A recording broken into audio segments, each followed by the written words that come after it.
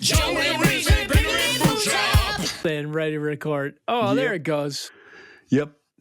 Okay, ladies and gentlemen, we're jumping in again to the Pickle and Boot Shop Diabolical Brainwashing Machine, episode 9. Reese and I have been talking for 20 minutes. Yeah. And I didn't hit record. Where were you guys? We had the greatest conversation. We had big laughs. They sounded like this. I know that we have claimed to have solved racism on this podcast before. Yeah. But we did it. We did it today. Minutes. And we can't go back and talk about it because our motto is never go back. I don't remember what I said either. Yeah. But this is the thing. So today, all this stuff just happened. Here's what happened to me today. I'm over this COVID thing, but I think I have Do you what people taste things yet? Nope. No. I can't so taste, you have can't no smell. sense of taste. No, yeah, I still don't have it back. But here's the thing. I've developed over like the last 3 days, I feel like COVID brain is what people are talking about. So it's like I'm in a constant fog. Yeah. And then, so today I drive to work. I change in the locker room to put on my uniform, my scrubs, my overalls. And I put my clothes back on. So I took my clothes off and then I put my clothes back on and I went to grab my tool belt and I'm like, oh, like I'm putting my tool belt. I'm like, what, something's not right. And I'm like, oh my gosh, I'm wearing my clothes. So I take my clothes off again, put on my coveralls, get all this ready, get out to my work car. Yeah. And I'm like, oh, I forgot my mask in my personal car. So I pull my work car over my personal car. Okay. And I go to get in my car. I can't because it's locked. I go to get my key. I left my key in my wallet down in my locker in the locker room. Like it was just a day of messing everything up, forgetting stuff. As Charles Barkley would say, it was terrible. Terrible. That's my Charles Barkley, ladies and gents. You've heard our imitations. That's my Charles Barkley. It's felt like terrible. He's in the room with me. That's how good that one is. You feel like you were down in the paint, bodying up for him to shoot a basketball shot. Is that lingo? Is that basketball lingo? Yep. In the paint. In the paint, bodying up for an alley-oop. Is that what? Alley-oop. I think that's what basketball people say. I think that's a basketball term. Yep. Yeah, that sounds about right. You know other things people say? Pass me the rock, Holmes. Like, I think that's popular. Yeah, I say that out on the street. Like, I'm hoping somebody will give me a basketball. Yeah. Pass me the rock, Holmes. No, just or like you buy like landscapers and you're like, pass me the rock, Holmes. And they do, huh? And they do. And they just give you like a big granite chunk. This is wonderful. Wonderful. What a wonderful world we live in. It is. It is. You want to learn? You want to hear what I learned this week? Yesterday, I took a deep dive into turkeys. Uh-huh. And get this. Yeah. Have you ever thought about eating a turkey egg? Did you know that eating turkey eggs was a thing? I have not thought about it. I think we've talked about me eating duck eggs, though, on here. Yeah, I think we did. We had turkeys and geese and ducks when I was a kid, but I don't think the geese laid eggs or they ate them. And the same with the turkey. We had a turkey male and a female turkey. But my dad got those duck eggs and we ate them and they're delicious. Yeah. And so apparently turkeys are birds and they lay eggs. They are birds, I've been told. Yeah. And here's what I learned about turkeys. Mm-hmm. You can tell their poop, their gender by their poop. So male turkeys, so when they're like chicks or whatever, male turkeys poop in a J shape. And then female turkeys poop in a spiral. So that's one thing. That's one thing that I learned about turkeys. Really? Yeah. The second thing I learned about turkeys is males, their face changes with their mood. Oh, like the comb, the little thing hanging down? Something like either their face or that thing, something. That I didn't learn, obviously, but I learned that a part of their face changes color with their mood. So it can be like blue. Like when they're mating, it's blue. When they're just chilling, it's green. When they get angry, it gets red. Yeah. I thought that was fascinating. So these turkeys, the Tom, like the male turkey, got enormous, and he would take you on. So there got to be a point at the end of this guy's life where he would attack my mom and I, and I feel really bad about this. Tom, I thought we were friends. No, hey man, that guy, he was brutal, and I knew it. Like my folks were like, "Don't go in there because the turkey will beat the hell out of you," and I knew it was going to happen. And I was playing with my friend Nathan, who lived next door to us, and he had a crutch that his dad made him out of a tree branch. It was like a really straight tree branch, but it had a Y, and he wrapped some red. You know, his dad was from North Carolina, so he's like, "Here you go, son. This is what you need is a crutch, and you get out there and you play like it." That's how I used to play. So the kid wasn't. He said things like that. The kid wasn't like physically handicapped. Dad was just like, "Here, go play with the crutch." Yeah, because his side, I don't know if you know this, but they lost in the Civil War. So there's a lot of that when he was growing up. You know, like you play like you're an old guy, got your legs shot off and stuff because you lost. Or you played the fife while muskets were flying at you. Right. I don't know if he knew how to carve out a fife. So he made this. You should have been called Fife Iron Frenzy. Fife. And then like the fives. And then like the 5/ logo would have been a fife. That's a great idea. Yeah. It's not too late. Is a fife like a pan flute or is a fife? I'm thinking like a pan flute. Yeah, I think you're right. It is. Like a fife is like a flute. Yeah. Yeah, I'm thinking of a piccolo flute, like they play in the marching. When they're marching. Or one of those things that go. Revolutionary War. I don't think they have those in the Army. At the end of every song. I hope they do.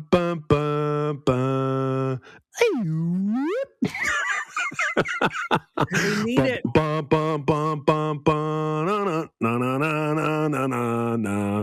All right. In this town I live in, they have the Stonewall Jackson Brigade band. Ooh. And it was like their history is they were a Confederate band. Oh. And then they played ska. No. They played like at General Lee's funeral or something. So then whoever was the president, Grant, he was like, you know, okay, you guys are all right. You can keep this going. And so they kept this tradition alive, and they've been playing since the Civil War, Stonewall Jackson Brigade. Have they had any members change, or it's still all original? I think it's all original members. All original. Yeah. But they play like Sousa marches and old timey stuff every 4th of July. I'm just gonna show up. I'm gonna show up with one of those whistles. Yeah. And just wait. And like, and how do they dress? Do they dress like Confederate soldiers? I believe so. Oh, yes. Yeah, that's a nice touch, especially nowadays. I don't have a Confederate uniform, you know. You should show up in a union, like a union uniform, or a Star Trek uniform. Star Trek. I do have a Star Trek uniform. Like, just go and sit in with them and give them the like V sign, and then just the whole time. I'll do it. Do it. Long and prosper. Live long and prosper. Speaking of living long and prospering, I watched the 5-Iron video, the DVD. Okay. And this is what we were talking about before. I didn't even get to finish the story about the crutch. Oh yeah. Finish the crutch story. Finish it real quick. It's sad. No, take your time. Okay, so just take your time. Just go ahead. Meandering on about this crutch. People are fascinated by this crutch. My friend Nathan, he was a great friend, but he was very obsessed with this crutch. And so we would play, and whatever we were playing, Star Wars or whatever, all of a sudden this freaking crutch would come out, and Nathan would have to be like hobbling around with the crutch all the time, Like a all day wounded long. stormtrooper or a wounded Luke. Yeah, Yeah. all day long. And I finally had enough. So I took the crutch, and knowing what I knew about the turkey, I threw it in the poultry coop. And he was mildly bummed. Like, why did you just do that? That was uncalled for. Right. He should have been real bummed because he went in to get it and just got the ham salad kicked out of it by this turkey. Just thing was on top of him, just pecking for his eyes, just flapping, beating the hell out of him. My dad had to come out, save him. Oh. It was terrible. And my folks had no idea. I knew what I was doing. You know, I like put him in the danger zone of the turkey. The turkey And I world. remember, He was in the turkey's world. this is how crazy this turkey was. My dad, 6'5", weighs like 210 pounds, goes out and catches this thing. Like he catches it and somehow is getting the hell beat out of him, but he snares its feet so he can hang it upside down, because birds, if they're upside down, they don't have the same valves as we do in their heart. I think this is how it is. So the blood will all rush to their head and they can't, they'll pass out. Okay. So my dad would kill the chickens and stuff by this method. He'd snare them and then hang them upside down by these trees, and then take an axe. Like once they were kind of Passed numbed out. up, passed out, he'd just chop off their head. And then, you know, they'd run around still. So I remember, and maybe he was mad at me because he did make me go down there. He's like, let's go. And we went down, and this thing was huge. I swear it had to weigh like 30 pounds. And hung it upside down. And my dad, who's huge, like, and lifted weights, he was a big dude, takes the axe. And I've seen him do this a couple times where he did it with chickens, and it was like, come watch what they do when you cut off their head. They run around. But he takes a swing, hits this thing, and the axe just kind of glanced off its neck. Like it just, Oh. it hit the neck of this turkey, and it was fine. So he had to hit it 3 times. Second Oh, time no. he broke the skin, and the third time he chopped its head about halfway off. Oh. This thing was so tough. Oh. So And you just sat there and just witnessed the hacking off of a head. yeah, I almost killed my friend, and then I was As responsible punishment. for the death of this turkey Yeah. This punishment. legend turkey. because of the crutch. All because of that crutch. Yeah. Did you ever call him, you know, the typical names that you would call someone with a crutch? I Like didn't. Tiny Tim? No, and here's the huge bummer is that he was in college. So this This all 15, 20 happened in years ago. college? No, this happened. You guys when were I all was in like, college when this I was happened? 5 and he was 4, maybe. But in college, he was following his dad. They were driving up where we used to live Oh, in no. the mountains in Colorado. His dad was in front of him. They were both driving Jeeps, and his dad stopped because he didn't see him behind him, couldn't see him anymore. And so waited, went back, and he had gone off something too steep to survive. Really? Yeah. So Nathan, if you're listening in heaven, I'm sorry about the crutch, dude. Oh, You're a good guy. oh man. Yeah. I don't know where we go from there, but I I was know. watching the 5-iron DVD. And yeah. Hey, stop me if you've heard this. Drowning kittens. Hey, stop me if you've heard this. The 5-iron DVD made me tear up. I've not heard this. Okay. That's crazy. Well, yeah. So I'm watching it with my sister and my kids, and it's long. So we watched it over, like 4 days. And it bummed me out. Like, it bummed me out, like, in a good way. Like, it brought back great memories. There's so many people in that video that I saw, I recognized, and it would make me tell stories to, like, my kids or my sister about those people or the venues and things like that. So it kind of, like, got me that way.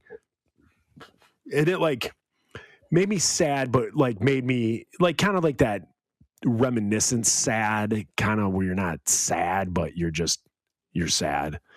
That makes any sense. Yeah. And then you did the, like, little section on Every New Day, that song. Right. And It was already too long, and then it's just some egregious. Yep. I was like, yeah, whatever. Let's make it longer. Yep. And I loved it because that is my favorite 500 song of all time. You guys would let me, if we ever played with each other, you let me come up there and you let me sing and do my thing. And I don't think I did the song justice, but I loved playing that breakdown and then the whole build up at the end and just going, bonkers at the end. I loved it. Honestly, I'm hoping you're going to take over for me. That's my goal in all of this. I was thinking about it. I was thinking about when, if you're stuck there in Virginia and you can't get out because of the mountains, that I would go to Denver and then just become you. Good idea. This is great. I like it all. Yeah. And so, like, I figured I would just show up and people are going to be like, hey, like, what's your name? I'll be like, Reese Roper. They'll be like, what? There used to be a guy who lived, I'll be like, no, that was me. It was me. And then they'll be like, hey, well, this guy that we're talking about played for 500 Friends. I'll be like, yeah, that was me. I don't know what to tell you guys. And then eventually people will be like, I'm not going to, I got to pick my battles. This isn't one of them. This must be Reese Roper. Weed is legal. That's what they say. Yeah, everything is legal. Hey, I got a question. Oh, well, I guess you don't live there, so you don't see it every day. But, like, every state is, like, legalizing it. Michigan, like, we legalized recreational marijuana a year ago. Uh-huh. And everything, everything that they get on the ballots and everything that they put out there is, like, positive, like all the positives. They never put the negatives. Yeah. So I'm one for the underlying stuff. So I want to know the negatives that, like, if Colorado's had it legal for 3 years or 4 years, I want to know what, all the money that is marijuana brings in.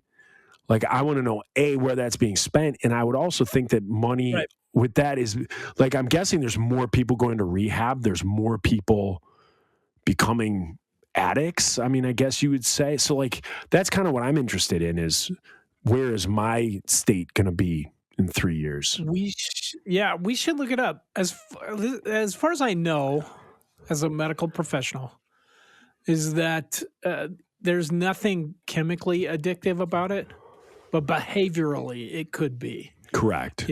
If you have an addictive personality where you tend to have, you're already prone to become addicted to things because of the way it makes you feel or because it helps you cope with things. Yeah. Then it's a problem.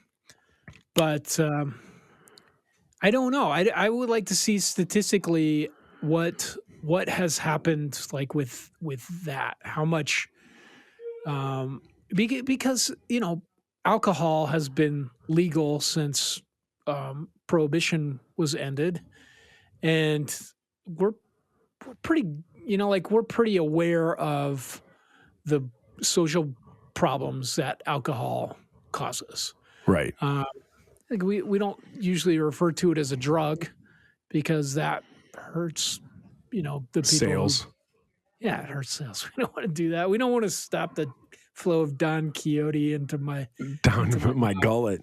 Yeah, because that's the thing. I mean, like, here in 2021, actually, I mean, like, kids, like alcohol, like, kids know I got to be 21 to get it. Obviously, do kids drink under 21? Absolutely they do. Like, I'm not saying that. But the thing is, it's like there's a time and place. So, like, high school kids, someone's parents will be out of town on the weekend. So on Friday night, there's a party and there's drinking. Or some kids get a little crazy on a Wednesday afternoon. They get in their parents' liquor cabinet and they have a few drinks and, stuff like that. But that it's a way. I Yeah. think with marijuana, what I've noticed is it's like kids are just like, oh, it's legal. Everyone who I listen to, like rappers and all that, like everybody endorses it, everybody. So you have like, 13-year-old kids at the middle school that are they're high every day.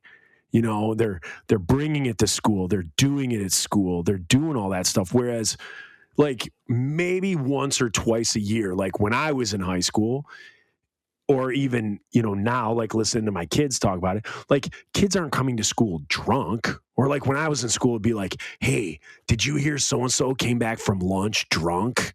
But like the kid would have got caught, gotten in trouble. But now everyone smells like weed. Like all the kids, they get out of their parents' cars. Their parents have it in the car.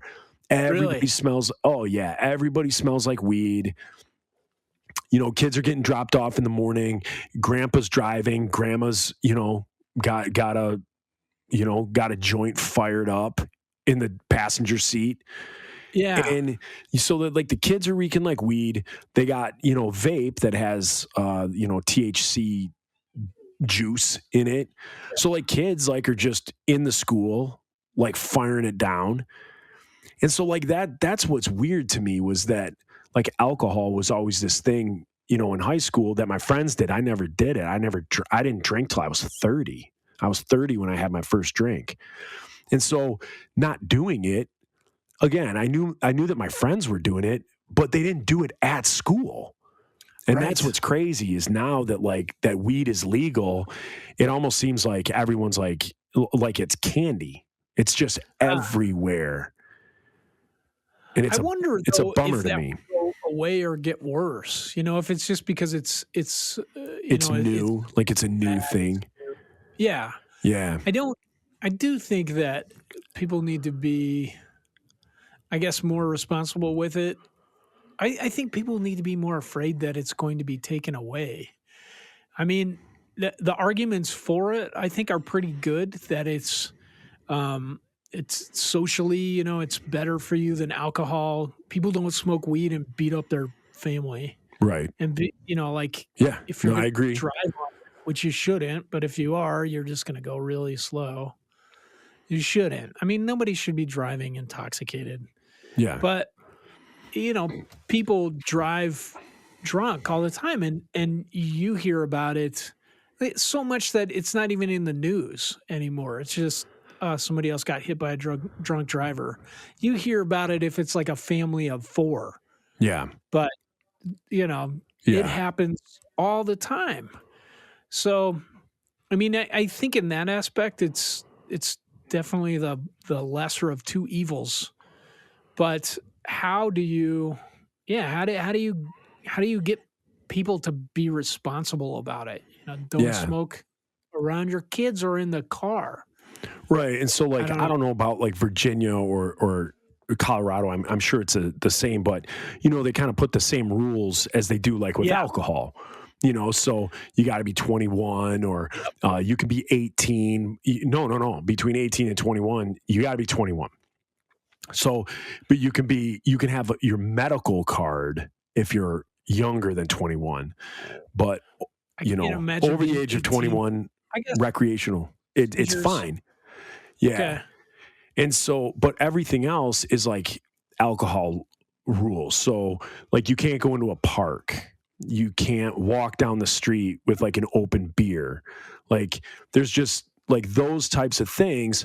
It's supposed to mimic it. Yeah. But again, people don't. Like people do not do that. So you're at a park with your kids on a playground and like, some dude sitting on a picnic table just firing them down, and that's the other thing. If someone is sitting on a table, say 40 yards away and they're drinking a beer and you're like, oh, that guy shouldn't be doing that here. Like he's drinking a beer and he's sitting over there and you can keep an eye on him. The problem is with weed, when that weed smoke blows, I mean, everybody can smell it, it ruins like your outing. You're at the park with your kids, and all of a sudden all you can smell is weed because there's two people sitting over on a picnic table smoking it. Well, suddenly them being 40, 50 yards away, it doesn't matter. They could be right next to us. We could be sitting at that table. So that's what I don't like. It's the long reach of weed for those that don't want to participate or, don't want to be inundated with it. That's what sucks for me. Yeah. Like, people can come home to their house and drink. It's not the most pleasant.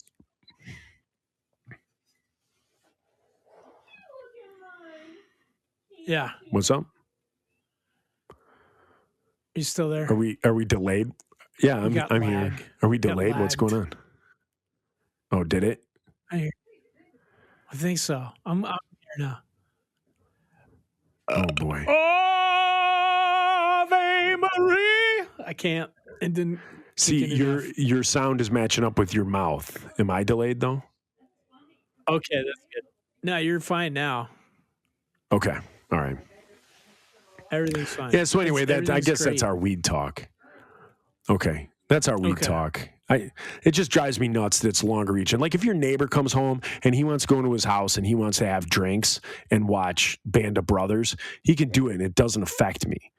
But if if my neighbor wants to come home and smoke a bunch of weed and watch Band of Brothers, and he opens his window, like, I'm sitting in my backyard, and then that's all I can smell. So that's what sucks. Like, do edibles. I can't. You know what I mean? Go home and eat a bunch of gummy bears. That doesn't affect me. It's the smoking that drives me nuts. So Virginia, I never thought this would happen here because it's very much the South, and they do not move. Virginia's the worst because it's the South plus it's the East Coast. So you get like all the uppityness of being on the East Coast plus like all the afraid to change of the South. So I never thought they would do it, but they legalized possession, and then this summer they will legalize recreational use, except they're like years off from having a means to provide that. So there's no dispensaries, anything like that. But Colorado, which has been my main experience of it being legalized, is just going back to, to 5 Iron events and stuff. And it's sad to me just because it's like what you're experiencing in Michigan, that it's everywhere. Just people are obsessed with pot. And so there's all these dispensaries. People are smoking it. You can smell people driving by you smoking it. People walking, smoking it everywhere. And it's like, I want the obsession with that to go away. Yeah, me too. Especially Colorado, because I feel like that state is in danger of being ruined just because so many people moved out there. They were getting like 200,000 people a month moving to Colorado. Now, some of it was fine, like it's people that are moving there because they have kids or because they had medical needs and their kids had medical needs that they needed legalized THC, and so they had to move there. But then it's so many just people that are like, yes, I'm moving to Colorado and I'm going to just smoke dope all day. Yeah. It doesn't really help the economy. No, it doesn't. I guess it does for a little bit. I mean, if your parents are paying for it, it works. But it's not like, it's not like a grocery store where like you purchase food from a grocery store and then the grocery store turns around and helps a Little League baseball team or helps, the high school and donates money and stuff. Like, I know here in Michigan, and I'm sure it's the same in Colorado, but like, because federally it's still illegal, like banks can't take that money, and so like the growers can't like put their money in the bank, and then if like a marijuana like grow up wants to support like the local Royal Oak Youth Assistance, we can take your hard-earned dollars and we can help kids go to camp and make sure that like if little Sally's family is too poor to pay for her cheerleading fees that they can go to Royal Oak Youth Assistance and get that money. Well, then like charities can't take that because charities have to know where like their stuff is coming from. And then if a charity takes that money, that charity is at, there's a possibility that federally there can be some sort of backlash for charities taking that money. So that's like the other thing that's tough is, so by default, you end up having like these grow ops and these guys that run these grow ops that literally can't give their money away. So they just end up like rich guy driving around amazing car with amazing shoes and amazing jewelry. And because again, even if they wanted to donate $1 million a month to the Salvation Army can't take that money. A charity, the Red Cross, can't take that money. They can't do that stuff. And so, it's frowned upon, and they think that, okay, well, if we take this, then all these federal loans or federal grants that we get, those are going to go bye-bye. So it's tough. So you end up, it's this major money-making crop that other people, other than the taxes going to the state and however the state doles that out, like those individuals can't help their own local communities. Well, I just want to put this out there that we have a Patreon. If you are one of those people and you're listening, please support the Pickle and Boot Shop. Yeah, absolutely. Marijuana Growers of America, go to our Patreon. If you can't give your money away, give it to us. We'll put it to good use. We will do stuff with it. And I'm not talking about buying mink coats and Jordans. But I'm almost out of Don Q.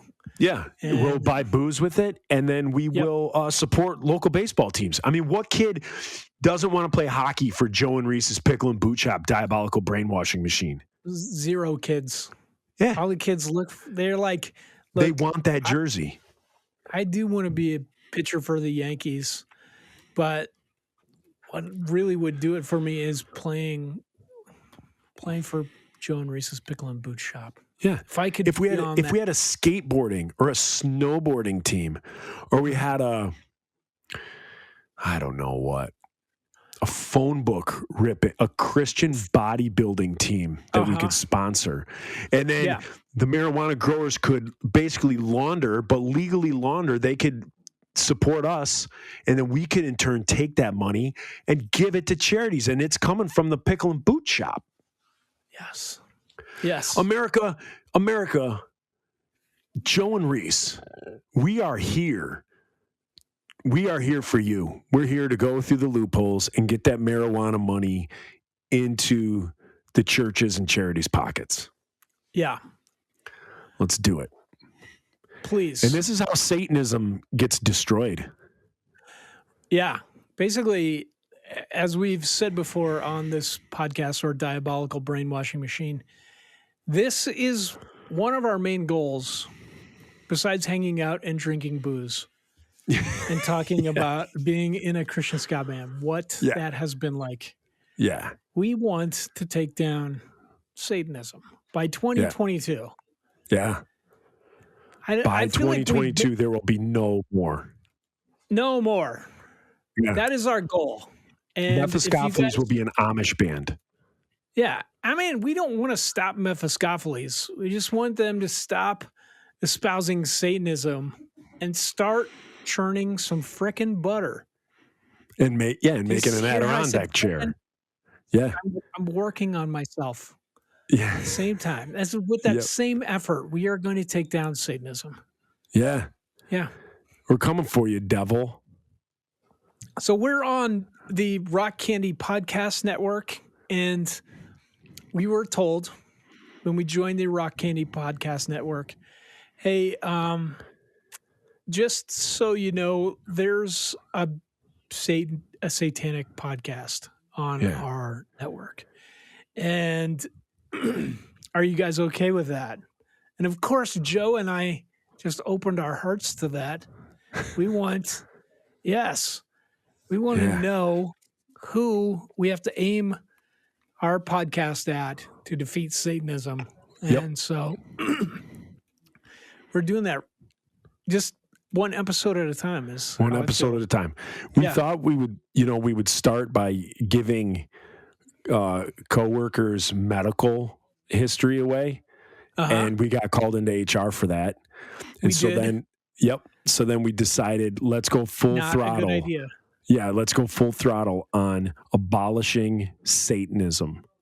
Yeah, this is a better One use of our podcast time. at a time. Yeah. So I don't know if you guys are into that, but that's what we do here at the old Pickle and Boot Shop. Yeah. Come go for up the front. pickles, stay for the abolishment of Satanism. The Yeah. demolishment, Yeah. it'll still be legal. Okay. I don't want to take away anybody's freedom to worship Right. Satan, but it's We're going to You open know, some people- eyes. yeah. They'll be And like, we're going to let you make the choice. is that where my cat went? Yes, it was sacrificed to Satan. See, that kind of thing. We just Dang open it. doors. Not again. You like cats? Well, they don't. They sacrifice them. Yeah. Yeah. Yeah. And you better not like Slayer. Because if you, Yeah, do you if like you bought a Slayer? Slayer, yeah. Here, listen They're to this going to band. sacrifice that album. Yeah. That's one of the you like things they Slayer? do. Here, They listen to Striper. It's just Yeah. like them. Exactly. How much did you like those things back in the day? Like, if you like this band, you Oh, you man. were like this band. It's like it would say like Five Iron Frenzy sounds like Blink 182, the Mighty Right. Boss Tones, and you're like, yeah, okay, all right. They always put good bands for us. I was never like disappointed. Like Mighty Boss Tones was Oh, always no. in there. Blink one. Yeah, no, it's the same like, for us. But I mean, we just thought like, what? Like that was one that we had one time. Like, if you like Blink 182 and the Mighty Boss Tones, you'll love the Insiders. And I'm thinking like, we don't sound like Blink 182. Like, I'd like to think we sound like the Mighty Boss Tones, but I don't Yeah. know how much weight that holds. I want to know who wrote Like my those things. pants. Who made those? Was it Diamante?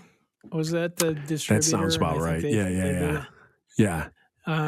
And you would If just go through and anybody you'd here- read those. Yeah. If anybody has any hookups to people at the Diamante, which I think is long gone, but anybody that worked for them that has any insight onto who wrote those, I would Yeah. love to talk to those people. I know. Contact us. Like at- we should do that. Hey, you know what, listeners? What you need to do is help us Listeners. out, and much like that Diamante thing, go to our review, leave us a review, and say if you like the Joe Rogan podcast. if you like podcasts that sound like Joe Rogan and what's his name, Mark Maron, you'll like the Pickle and Boot Shop, and people will be like, oh, the number 1 and number 2 podcast in the world. I like those. Maybe I'll like the Pickle and also Boot Shop. like the Pickle and Boot Shop. It's exactly the same. It's exactly the same. Exactly. EGGZACKLY. Exactly. Yeah. So also I'm looking at the Rock Candy Recordings list of podcasts, and for the life of me, I cannot tell Which is who the satanic one is. Like, honestly, read them off. it might be us. I don't know. There's a lot. I can't tell. Like, our logo definitely looks the most satanic. That pickle is Okay. disturbed. Yeah. Uh, Now read the other ones. What are the other shows on this network? Okay, Bible Bash. A Northern Belle, and that sounds satanic, but it's a Northern Belle and a Southern gentleman discuss Bible texts and other texts. Gay Bible scholar Peterson Toscano and trans Bible scholar Liam Hooper present queer readings of the Bible. Does not sound satanic. It doesn't sound satanic. It sounds definitely like a niche group. Yes. I'm a Presbyterian, PCUSA, so that's like that is cool with my church's theology, and I love it. But some people might, they might have their feelings hurt or might cause them to, they have to think it through. Yes, and that's okay. Dare they think it through? Dare they? Okay. Blessed are the binary breakers. Join seminary graduate Avery Smith as they converse with transgender persons of various religions about their experiences with faith and gender. Discover the wonderful diversity of gifts and wisdom that trans people offer their communities. Also, does not sound satanic. Okay? It again does not sound satanic. But now I'm starting to think that we may be part of a gay trans network. Do we need to do we need to have crazier weekends? Do we need to come out of the closet? Yeah, not yet. Yeah, the answer. Just when it's comfortable, Joe. Okay. Keep it inside. Until episode 12. Brown Sugar Diaries. Life, love, and laughter from a plus-size, full-of-life, busy brown girl's perspective. Ooh, that sounds fantastic, actually. Sounds fantastic. I bet she's freaking hilarious. Right? I bet she's hysterical. Maybe how about we need to do a crossover with her? Yes. Matt, if you're listening, please request that we can do a crossover episode with Brown Sugar Diaries. Yeah, please. Does it say her name? Does it say like Pamela will walk you through? The link, it'll probably tell me, but I don't want to lose the whole list. Yeah, don't do that. But we need to do a crossover cast. Go on to the rockcanyonrecordings.com and check this out. We need a crossover. Yeah. Okay, next, Bubble and Squeak, hosted by Peterson Toscano. He's been in a couple of these. Bubble and Squeak is a podcast with uncanny sounds, funny interludes and stories, most weird, many true. Like most of his stage shows, this podcast is best experienced rather than explained. That sounds satanic. That sounds like the marketing ploy of Satan's deacon. Uncanny sounds? I don't know. Let's keep going. That's the Silence of the Lambs. That's what that is. Right there. Uncanny sounds. That means with some fava beans. Yeah, that means the sheep are crying out. Okay, keep going. Next we have Common Creatives, a podcast from a composer, musician, and a comic book doctor exploring creativity through the art and media we love. Yeah, I changed my vote. That is the satanic one. That is the satanic. If you're into piano and comics, you're probably a bishop at your local satanic church. At least an usher. You at least help the old ladies to their sins. Yeah. Yep. I believe that. Okay, that's number one vote right now. 11D Life. 11D Life is a music and creativity podcast hosted by Matt Langston of the band 11E7. A rotating cast of guests talk about their experiences within the music industry and how their creative process works for them. It's all about making music, making a living, and making it out alive. Yeah. I don't think it's the satanic one. I think it has satanic overtones, though. Kind of. I mean, they talk about music and rock. Satanic. Hot Tea, Hot Takes.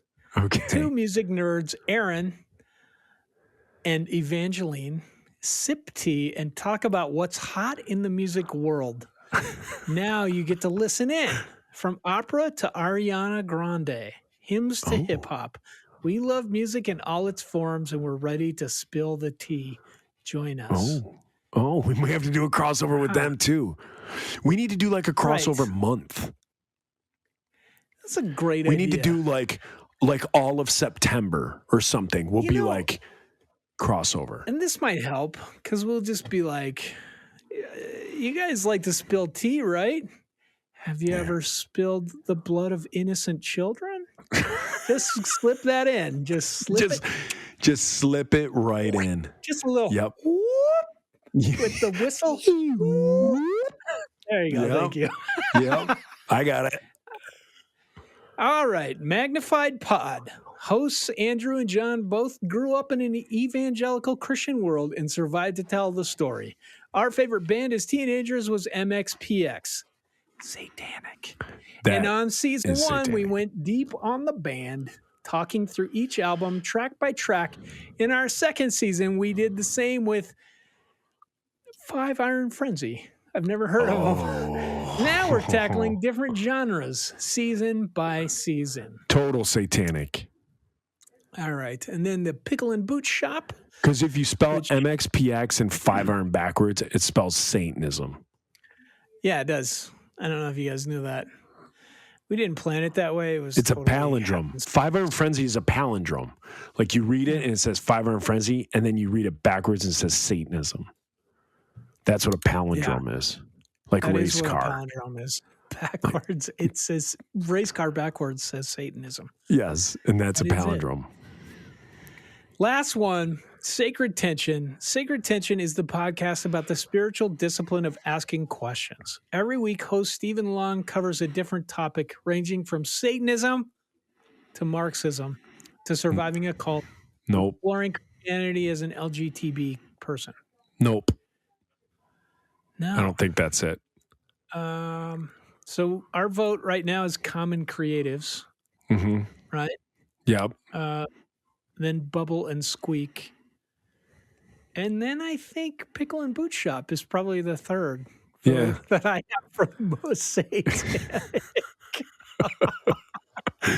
Yeah. Oh, jeez. Did you hear that? I just said jeez. I had to apologize for that a few episodes ago because I know you should. Those should be bleeped out. Jesus. Jeez Louise. What else? Well, if you become a Patreon subscriber, you will help us officially to take down Satanism. Yes. This is just freeloading. When the monument is erected in our honor for eliminating Satanism, your name will be on that if you're a Patreon. We need to make that one of the pledges levels. Yeah, I think that should be a $10 one. I think if you're giving us $10 a month, your name goes on a monument. Speaking of $10, some dude switched to become. He was a $5 supporter and he became a $10 supporter. What? What's his name? That's phenomenal. The brainwashing has begun. The brainwashing has begun. We got him. We got our first contestant. I was ready to talk about it. We got our first person who we've brainwashed. Right. I feel like after I gave $5, I would have some major buyer's remorse, but this guy did not. He decided all of it is worthwhile. I wonder if he's a marijuana grower. Yeah, his name is Marijuana Grower. 369. He was like, you know what? I'm going to try and launder $5 a month. And then he was like, you know what? This is going to take forever. I'm going to up it to 10. Stephen Pasquale.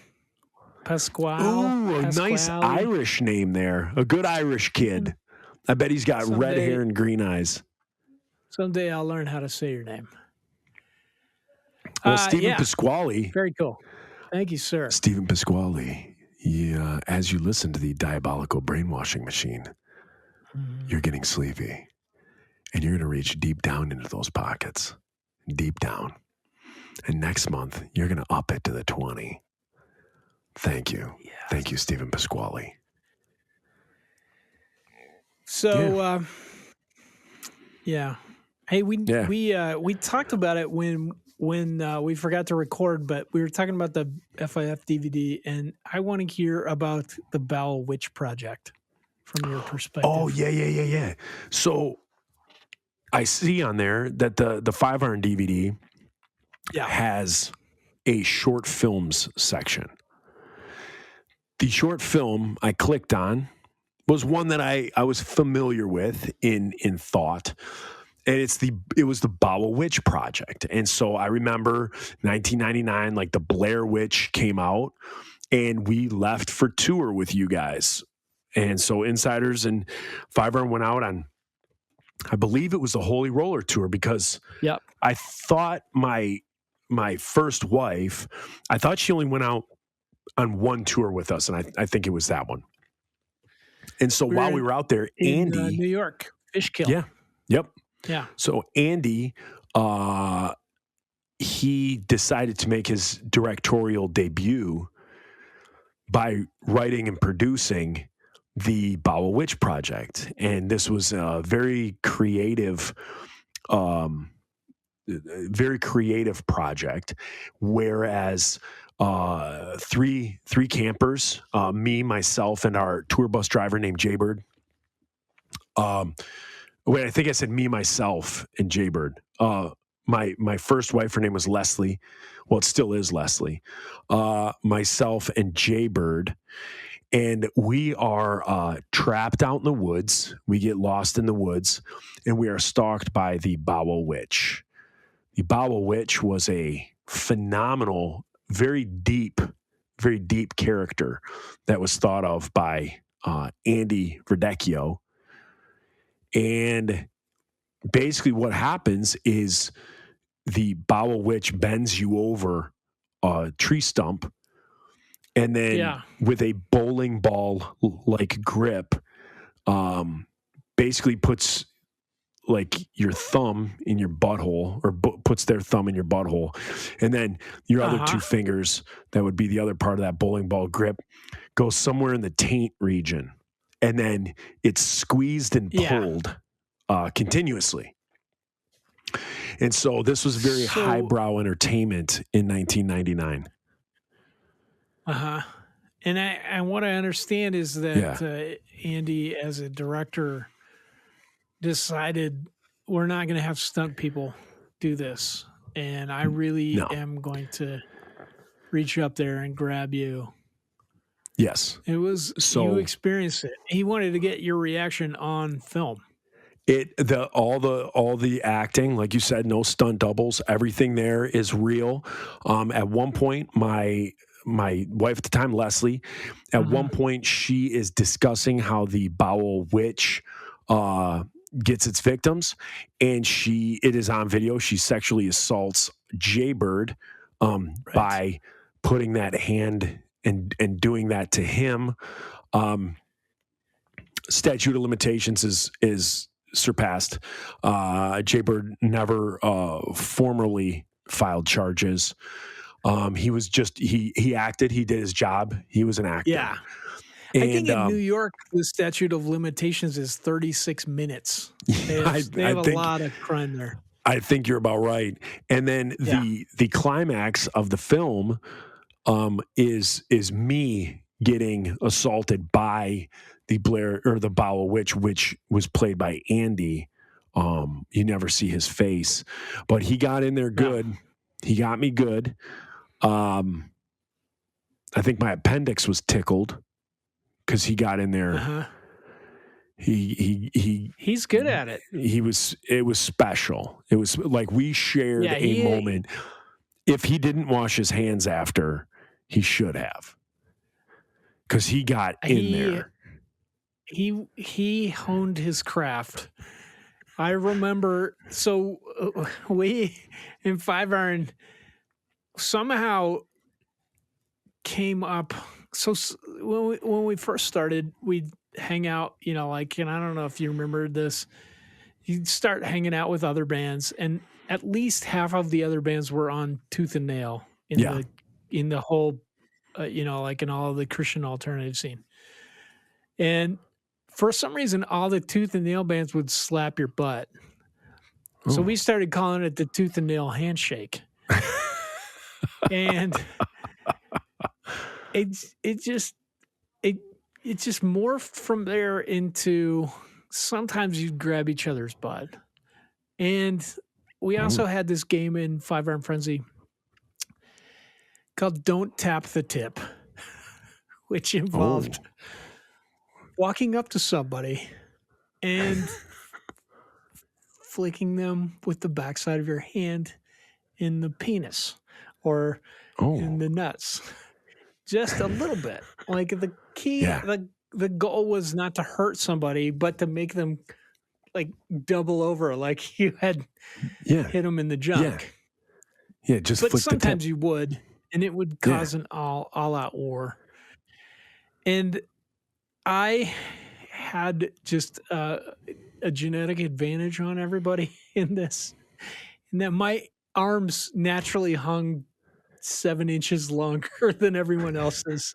So they'd just be down there, and I'd walk up to somebody and be talking to them, and then just ding. So it was these kind of things that Yeah. that led to Andy being the kind of person that if he saw you and was excited, he would basically molest you by grabbing your butt and trying to insert his hand up your butt. Yeah. And what I remember He did a good job. most specifically, first time we met John Foreman from Switchfoot, we asked him out on tour because we thought they were awesome. He comes on our bus to see us right before the first show. And he's like, hey, I want to say hi to these guys and thank them for letting us be on tour with them. He comes in, hey, I'm John. He comes in, Andy, so excited, like body slams him into one of the chairs on our school bus. And I just remember him like yelling, I want your bowels, and like trying to insert his hand as far Through up the denim, through John the cargo Foreman's shorts. butthole that he could get it. Yeah, just I want your bowels, and they're still friends with us even after all that. No, that does. That builds a bond that can't be broke at that point. Like once you go through that with a man, So it's what like he was war. doing to you was muscle memory at that point. Yeah. No, from that point on, I could ride a bike without a seat.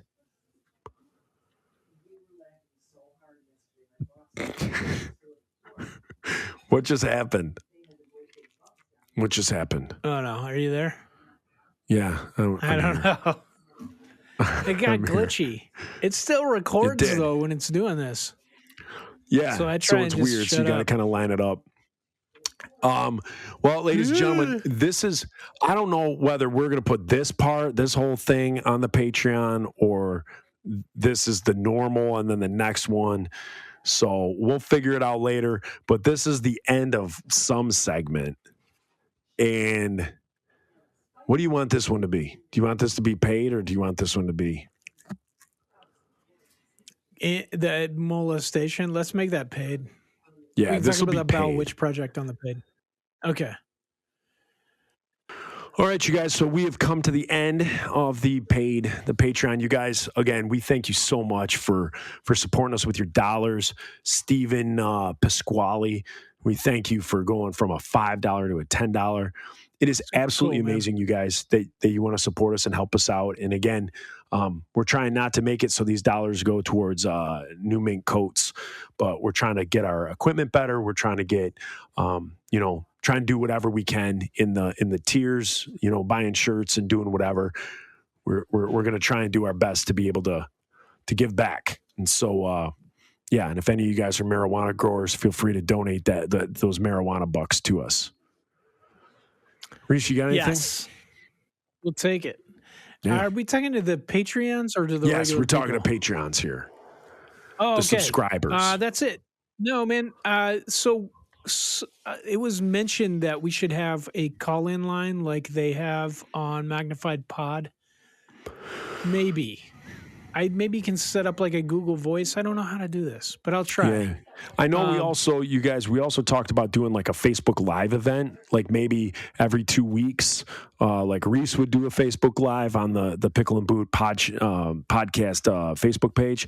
And so, for like a half hour or an hour, if you guys want to call in and chit chat with us, and then maybe 2 weeks later I would do it, but who wants to talk to me? And then 2 weeks later it would be Reese again. So, we were thinking about doing that. Let us know if that's something that you guys would want, if that's something that sounds interesting. Yeah. Yeah. Yeah. So that's that, you guys. This is the end of episode 9, Patreon. Thanks, guys. Yeah. Thank you so much, guys. Get yourself a pickle. Get yourself